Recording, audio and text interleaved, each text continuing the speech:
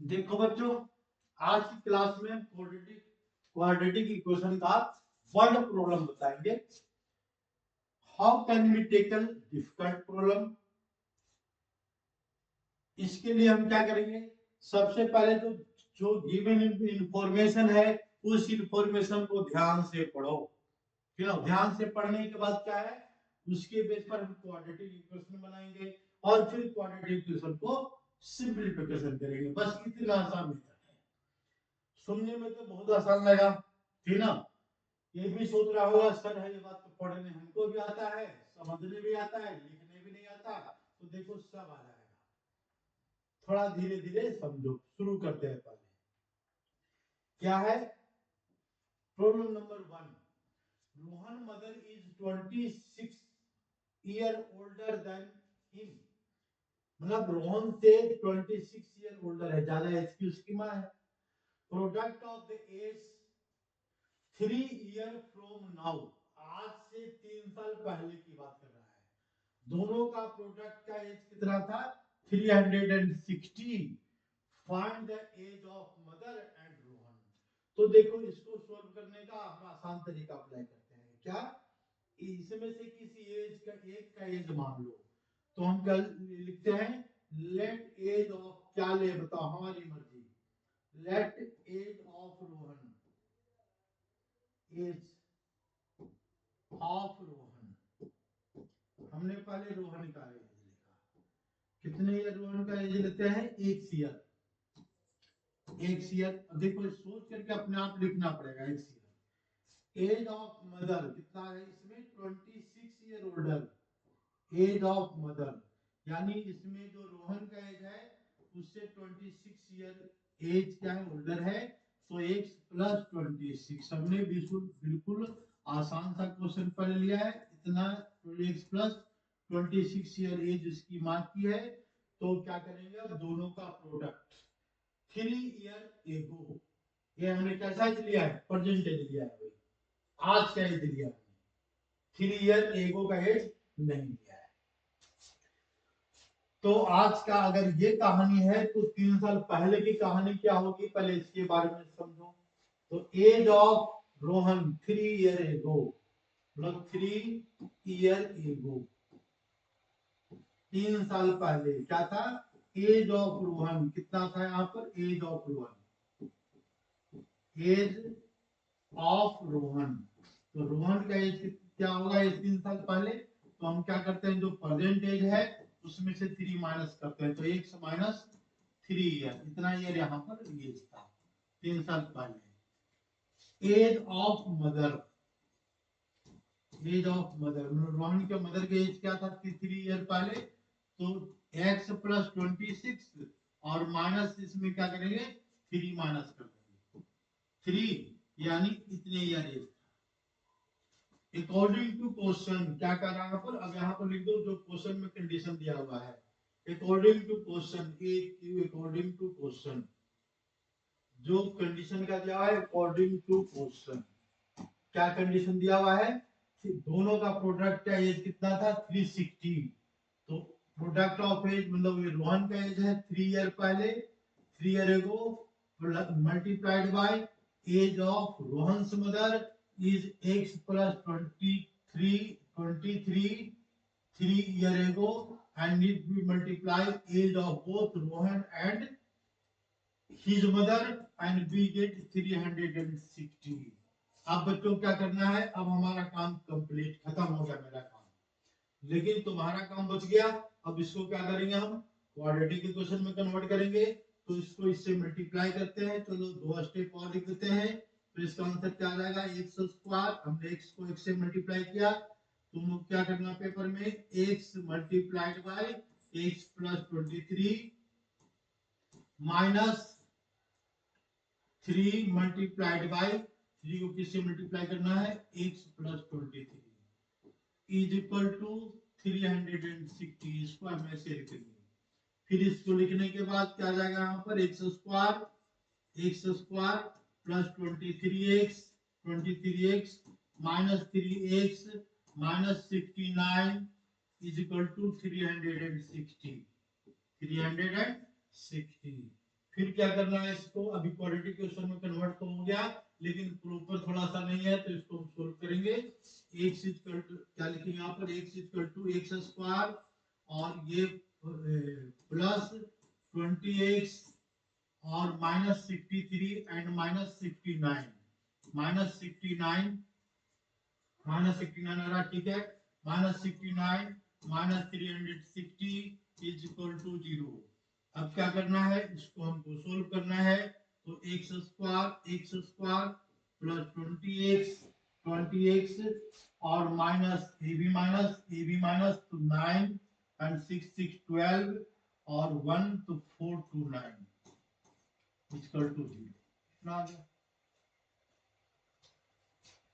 ठीक है, अब हम क्या करेंगे, इसके बाद इस इक्वेशन को सोल्व करेंगे क्वाड्रेटिक मेथड से, जो हमने मेथड बहुत बार समझाया है। हमारे पास ये क्वेश्चन है और ये इसका सॉल्यूशन है। बच्चों ध्यान से देख लो, ये आ गया। Rohan's mother is 26 year older than the 26 year लिया था ना, ठीक है 26 ईयर लिया है। देखो x प्लस 26 लिया है। Product of age 3 year from, अच्छा 3 ईयर फ्रॉम नाउ है बच्चों, ये तो गड़बड़ हो गया। मतलब क्या लिखा हुआ है इसमें, 3 ईयर को नहीं लिखा हुआ है, 3 ईयर फ्रॉम नाउ।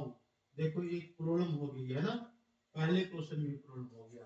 तो हम ऐसा करते हैं, इसको हम ये कर देते हैं, ओल्डर लिखा हुआ है ना, ये फ्रॉम नाउ लिखा हुआ है, फ्रॉम नाउ को हम क्या कर देते हैं, 3 ईयर फ्रॉम नाउ लिखा हुआ है ना, एक को इसको हम काटते हैं यहाँ पर, देख लो ये क्या करते हैं, इसको क्वेश्चन ही बदल देते हैं। तो ओनली ये फ्रॉम नाउ, तो इसको हमने कैंसिल कर दिया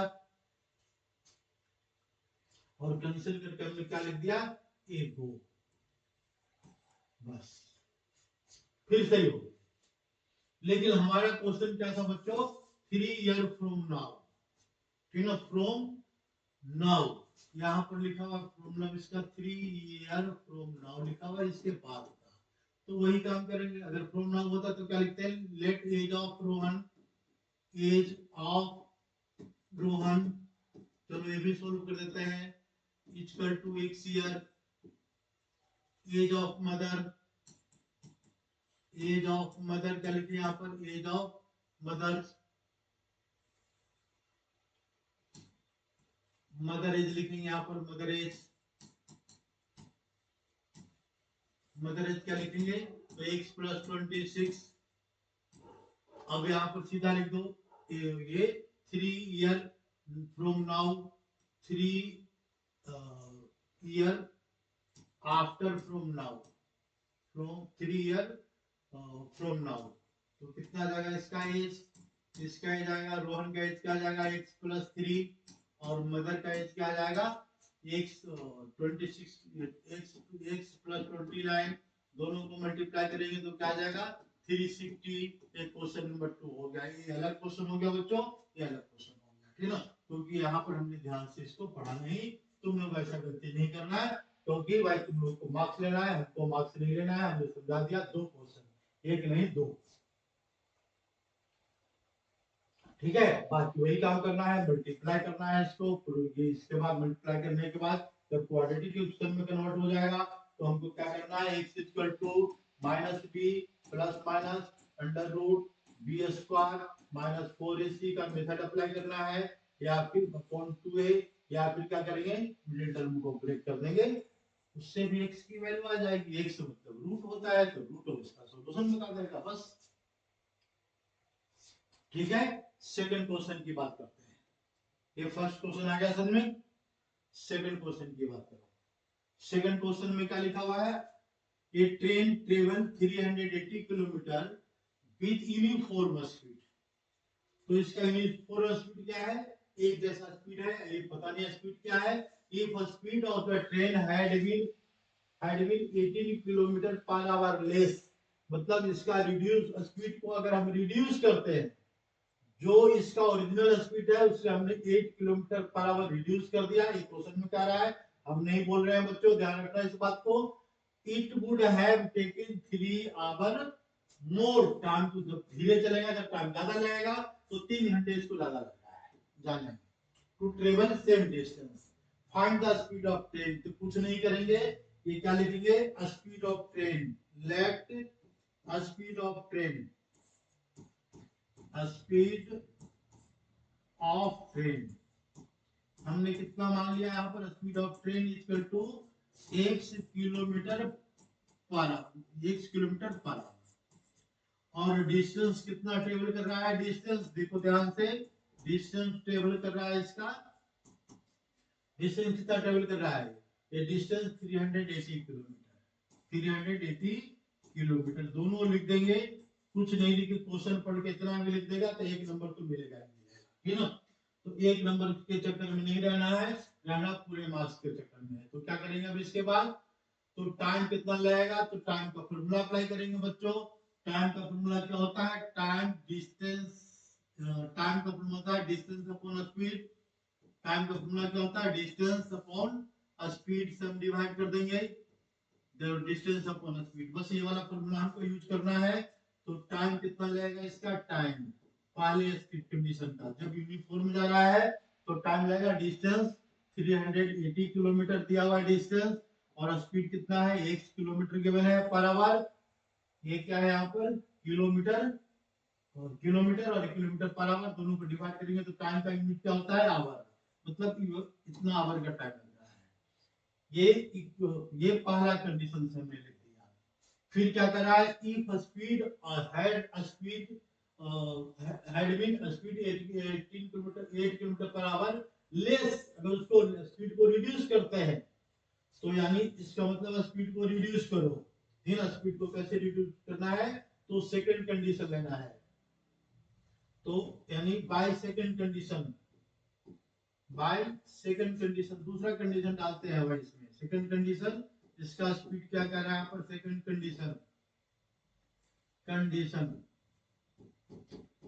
कंडीशन में क्या कर रहा है, speed reduce by 8 kilometre per our, speed reduced, इसका स्पीड को हमने रिड्यूस कर दिया 8 किलोमीटर पर आवर, तो यानी इसका मतलब हम रिड्यूस करते हैं तो हमारे पास न्यू स्पीड कितना होगा, इसका न्यू स्पीड हो जाएगा इसका, पहले से स्पीड क्या था बच्चों 1 किलोमीटर पर आवर, इसमें से 8 माइनस कर देंगे तो 8 kilometre per our new speed आ गया। जब न्यू स्पीड आ गया तो टाइम भी नया दूसरा टाइम लगेगा इसका, तो टाइम कितना लगेगा, तो फिर वही फॉर्मूला अप्लाई करेंगे। टाइम का फॉर्मूला क्या होता है, टाइम का फॉर्मूला लिखा है पर टाइम इक्वल टू क्या होता है, डिस्टेंस अपॉन स्पीड, डिस्टेंस कितना बता रहा है 380 किलोमीटर, और स्पीड क्या बता रहा है इसका x माइनस 8 आवर इतना, ठीक है।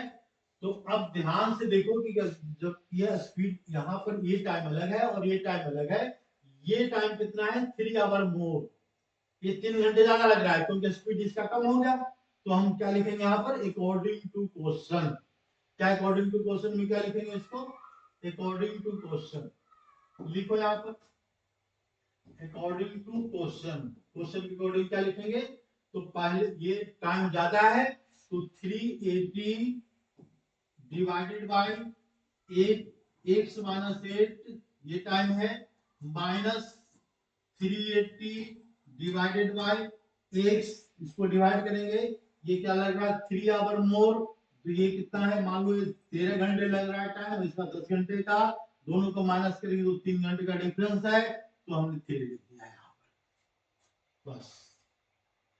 अब क्या करना है बच्चों, अब तुम्हारा काम, मेरा काम खत्म हो चुका है, मेरा काम क्या था, इक्वेशन को समझाना, नहीं समझ में आया तो एक बार और समझ लो, कोई बात नहीं है, एक बार और समझाते हैं, लेकिन नहीं, अब सोल्व अपने आप करना है, ये सॉल्यूशन टीचर का काम नहीं होता है ना, हर चीज नहीं समझाया जाता था।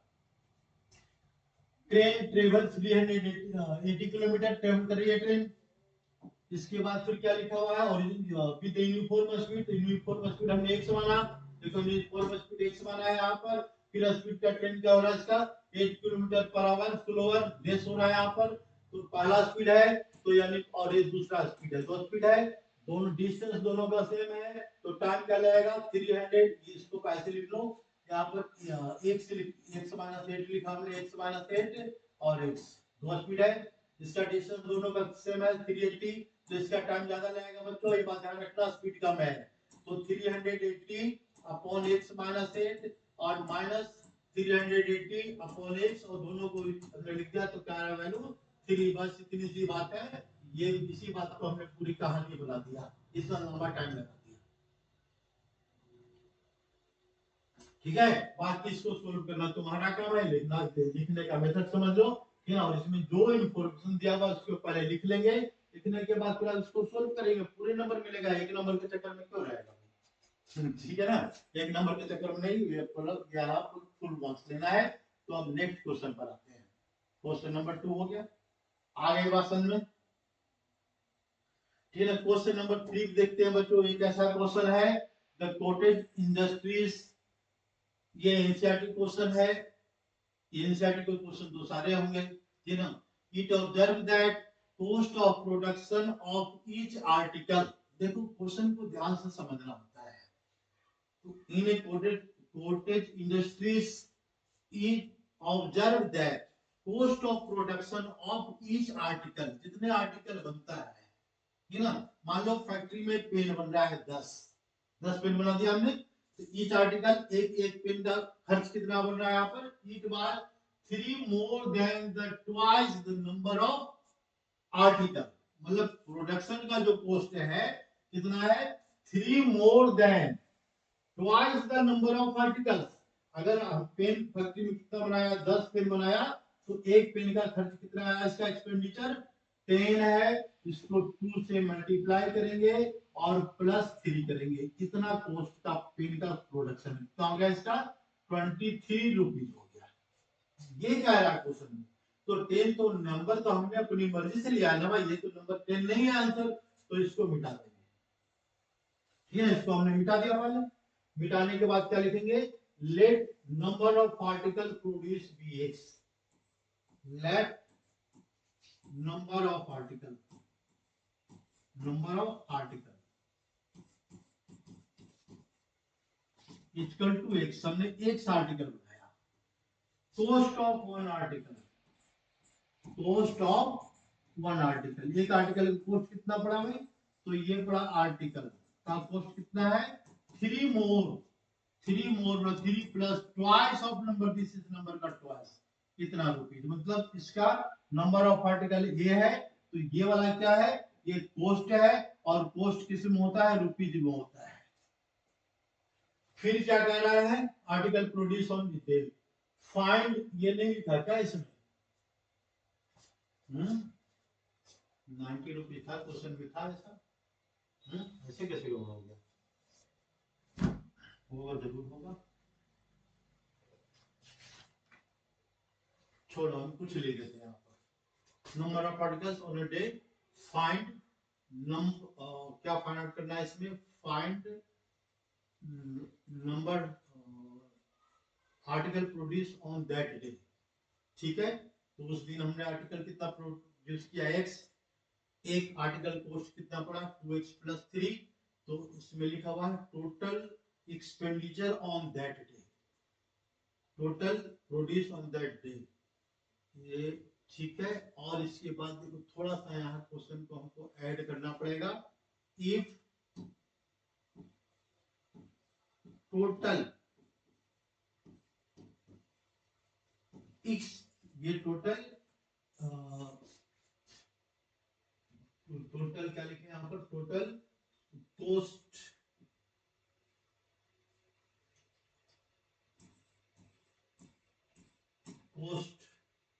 of running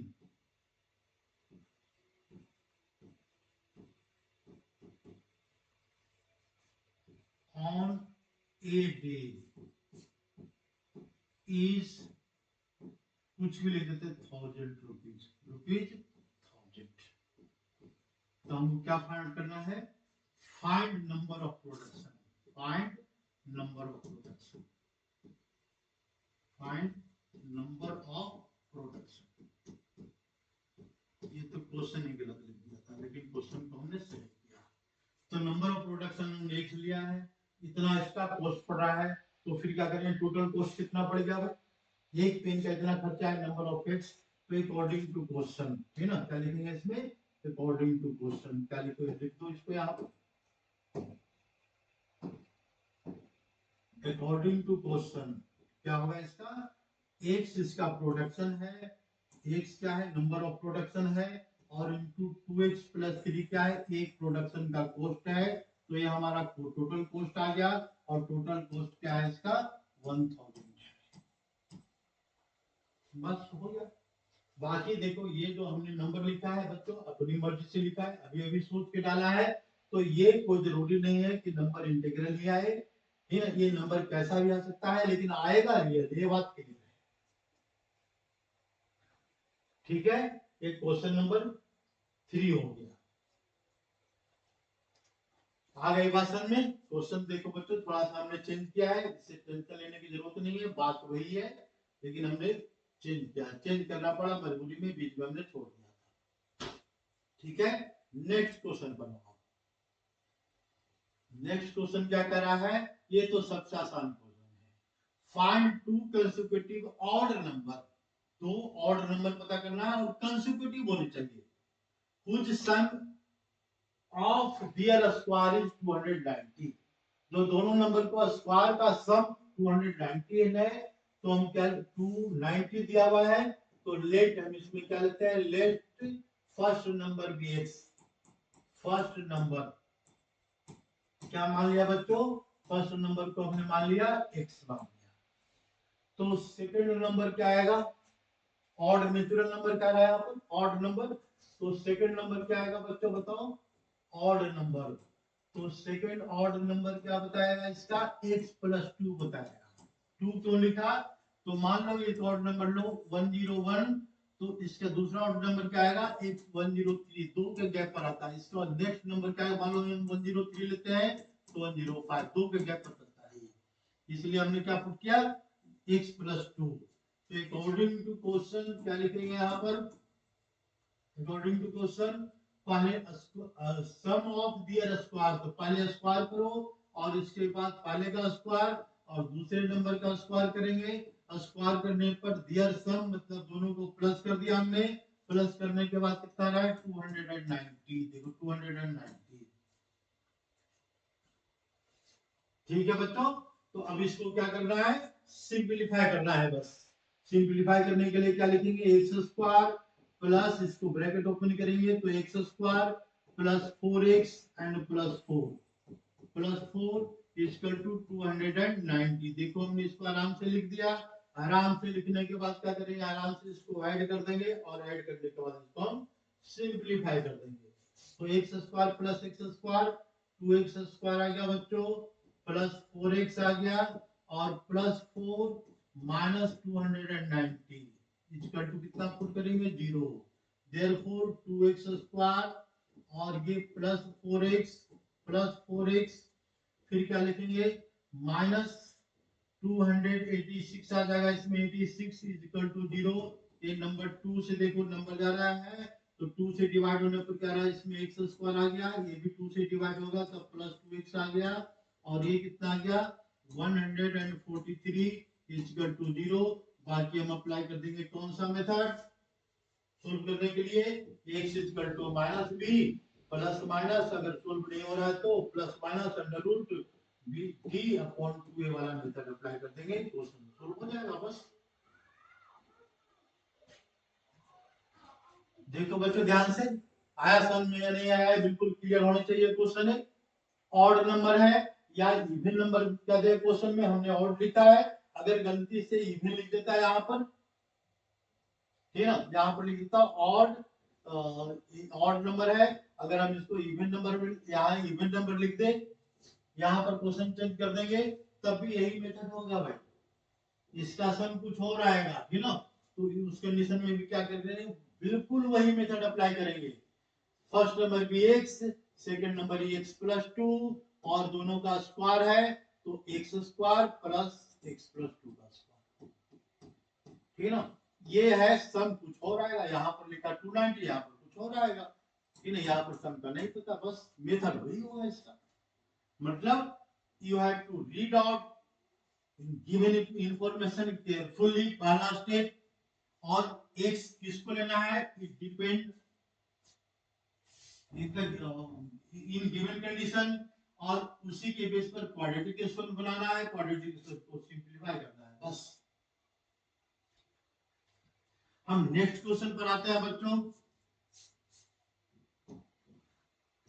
क्या कह रहा है, ये भी कुछ बड़ा सा क्वेश्चन दिख रहा है, लेकिन एनसीईआरटी का ही है। In a class test sum of the marks obtained by student in the mathematics and in English is 30।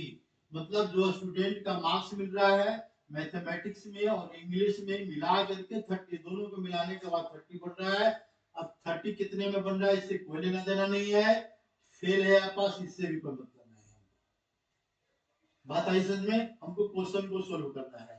Had a student got through 2 marks more in the mathematics, अगर क्या है 2 मार्क्स इसको मैथमेटिक्स में ज्यादा मिल जाते हैं, and 3 marks less in the English, product of the marks would have been 210। हमको इस बात पर ध्यान देना है, फेल किया पास किया कोई लेना देना नहीं है, ठीक है। तो हम देखो इसको एक इक्वेशन बना देते हैं और फिर इसको सोल्व करना, तो लोग अपना घर पर आराम से। तो हम यहाँ पर सोल्व कर रहे हैं भाई, पहला स्टेप,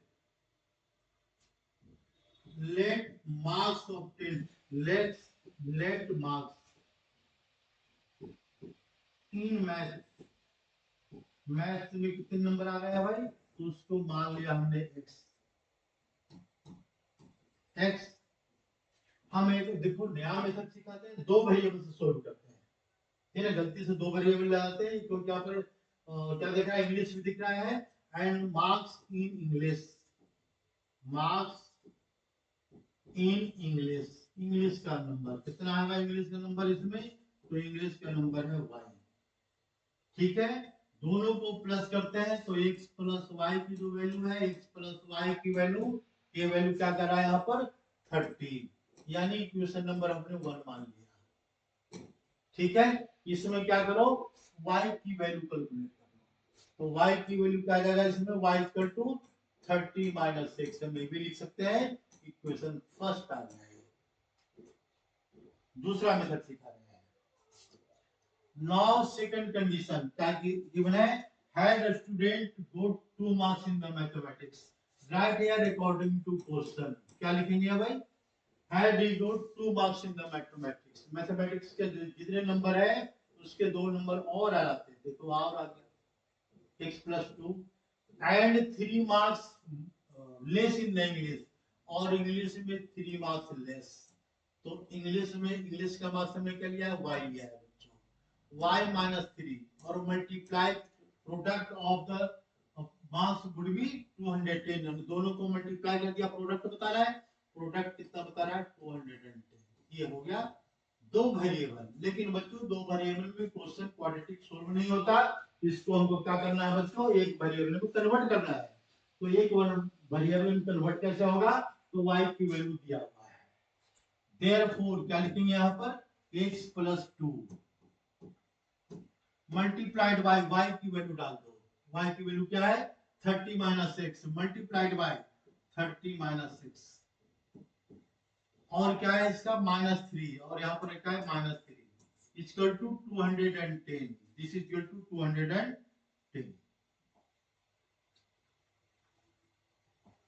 210। अब क्या करेंगे, बस वही काम करना है, x प्लस 2 मल्टीप्लाइड बाय, किससे मल्टीप्लाई करेंगे यहाँ पर, तो 30 माइनस 3 27, 27 माइनस 6 और इक्वल टू 210, ठीक है बच्चों। फिर क्या करना है इसको, बस मल्टीप्लाई करते चले जाओ, सिंप्लीफाई करते चले जाओ, अपने आप आंसर आएगा। तो यहाँ पर एक माइनस आ गया है, इसलिए थोड़ा सा और हम आगे प्रोसीड कर देते हैं इस क्वेश्चन, ठीक है। तो इसमें क्या कर रहा है यहाँ पर, ये नेक्स्ट स्टेप में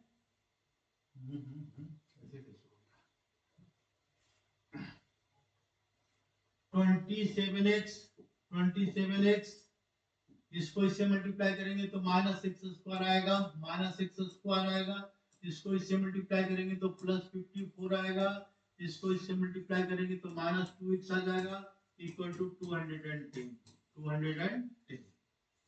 ठीक है, यहाँ तक कोई कंफ्यूजन नहीं है?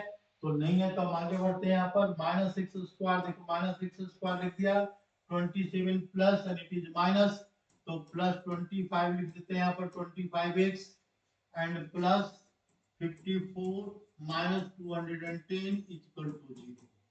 Therefore, x square, x minus x square and plus 25x, और इसको माइनस करेंगे 210 को किससे माइनस करना है बच्चों? 54 से। तो कितना आ रहा है यहाँ पर? 6 आ गया, यहाँ पर 15 आ गया और यहाँ पर 1 आ गया, 156 आ गया। तो 156 क्या आएगा? निगेटिव में आएगा। तो -156 इज इक्वल टू 0। तो ये भी माइनस, ये भी माइनस, ऐसा करते हैं माइनस साइन कॉमन लेते हैं। तो माइनस साइन कॉमन लेने पर x² आ गया यहाँ पर, प्लस 25x आ गया बच्चों, और ये भी, ये सॉरी ये माइनस होगा बच्चों, माइनस होगा, -25x आ गया बच्चों यहाँ पर, और ये प्लस में हो जाएगा। 156 is equal to 0। Therefore, final equation is x² minus 25x और प्लस 156। अब क्या करना है भाई? तो ये अपना दिमाग कर चुके हैं, हमने क्वाड्रेटिक तक पहुंच गए। अब क्वाड्रेटिक के बाद x की वैल्यू फाइंड आउट करना है, जो तुम्हारा काम है, मेरा काम नहीं है। लेकिन हम बार बार हिंट देते हैं कि बार बार एक ही फॉर्मूला अप्लाई कर दो, कोई दिमाग लगाने की जरूरत नहीं है। फैक्टराइजेशन नहीं तो मिडिल टर्म को ब्रेक भी कर सकते हैं, हमारी मर्जी। ठीक है, क्वेश्चन नंबर 5 समझ में आ गया? कोई कंफ्यूजन नहीं होनी चाहिए इस क्वेश्चन में। इसको देख लो, थोड़ा छोटा कर लेते हैं, ज्यादा बड़ा कर दिया था हमने। बस ठीक है, क्वेश्चन चेंज करें। नेक्स्ट क्वेश्चन पर आओ। क्वेश्चन नंबर 6 क्या कह रहा है? Difference of square of two number is 180। Difference of square of two number, मतलब दो नंबर है, दोनों नंबर के स्क्वायर का डिफरेंस कितना है? 180। A square of a smaller number is 8 times larger than number। मतलब इसमें दो नंबर है, एक लार्ज स्मॉलर है और एक ग्रेटर है। तो लेट हम इसमें क्या लिखते हैं? यहाँ पर दो नंबर लिखते हैं, यहाँ पर late a smaller number be x, let a smaller number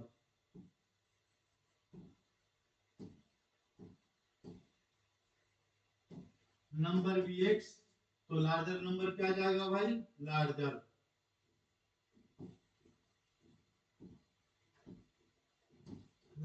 number B Y, ये क्या बना देगा? वाई।